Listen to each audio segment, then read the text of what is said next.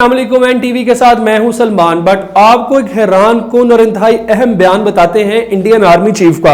Indian army chief کے چہرے پہ جو خوف اور ڈر نظر آیا ہے اس بار وہ آج سے پہلے نہیں دیکھا جا سکتا تھا۔ انڈین آرمی چیف نے اپنے بیان میں کہا ہے کہ انڈیا کو اس وقت چین اور پاکستان سے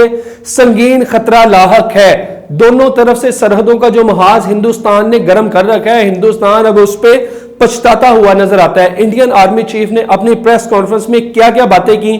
آپ کو وہ سب بتائیں گے، اور D G I S P R کی جو کل کی پریس کانفرنس تھی اس کا کیا متن تھا، اس میں ہندوستان کے لیے کیا پیغام تھا، ان تمام باتوں کو ڈسکس کریں گے۔ انڈین آرمی چیف کا کہنا ہے کہ حالیہ چند عرصے میں پاکستان اور چین کے درمیان خطرناک حد تک تعاون بڑھ گیا ہے، نہ صرف دفاعی سند میں بلکہ اس کے علاوہ بھی جو چین ہے وہ پاکستان کے ساتھ اپنا تعاون بہت زیادہ بڑھا رہا ہے، جبکہ پاکستان کی طرف سے بھی چین سے دوستی نبھانے کا کوئی موقع ہاتھ سے نہیں جانے دیا جاتا۔ انڈین آرمی چیف نے بتایا کہ جیسے گزشتہ چند برسوں میں ہم سب نے دیکھا کہ کس طرح چین اور انڈیا کے درمیان لداخ کے مقام پر بھاری قسم کی جھڑپیں ہوئی اور کئی انڈین فوجیوں کو چین کی طرف سے جہنم واصل بھی کیا گیا، لیکن اب انڈیا کے آرمی چیف نے بتایا کہ چین اروناچل پردیش ہو یا سکم کا مقام ہو، ان دونوں مقام پر اسی تیزی سے اپنی تعمیرات کا دائرہ کار بڑھا رہا ہے جو کہ ہندوستان کی سیکیورٹی کے لیے شدید خطرہ ہے۔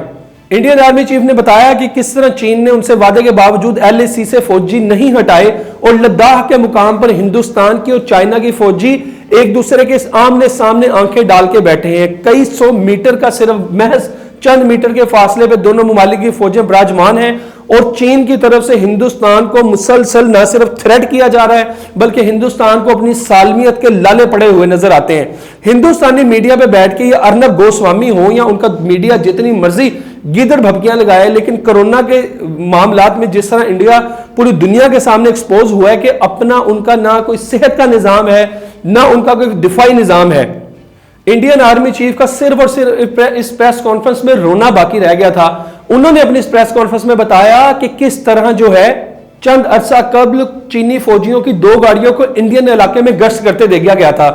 انڈین علاقے میں چینی فوجیوں کو گشت کرتے دیکھ کر ہندوؤں کو، بھارتیوں کو تو یقیناً گشت بڑھ گئے ہوں گے۔ دوسری جانب ہندوستان اپنے پاکستان کے ساتھ محاذ پہ جو اتنے سارے فوجی اس نے تعینات کیے ہوئے ہیں اس سے 36,000 فوجیوں کو فی الوقت فوراً چین کے ساتھ بارڈر پہ لے گیا ہے۔ ہندوستان کی جو پالیسی تھی کہ وہ یہ سمجھتا تھا کہ وہ کوئی ایشین ٹائگر ہے یا وہ امریکہ کی طرح کوئی ملک ہے کہ اس نے پاکستان سے بھی محاذ گرم کر رکھا ہے اور وہاں پہ چین سے بھی محاذ گرم کر رکھا ہے، تو انڈیا کو فی الحال جان کے لالے پڑتے دکھائی دیتے ہیں۔ D G I S P R نے بھی اپنی پریس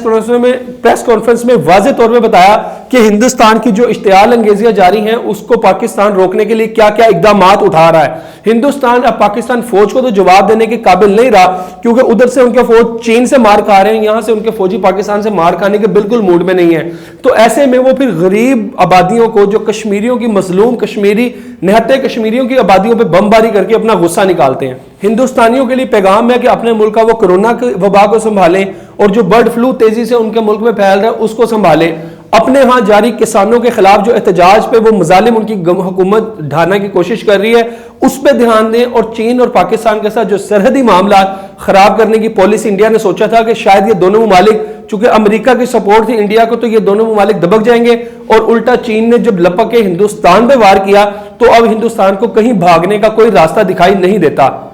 دیکھتے ہیں کہ آنے والے دنوں میں جو ہندوستان اپنی پالیسی میں تبدیلی لاتا ہے اور چین کی طرف سے ہندوستان کو پیٹنے کا عمل اور کتنی دیر تک جاری رہتا ہے۔ آج کے ولاگ کے ساتھ مجھے اجازت دیجیے، اللہ حافظ۔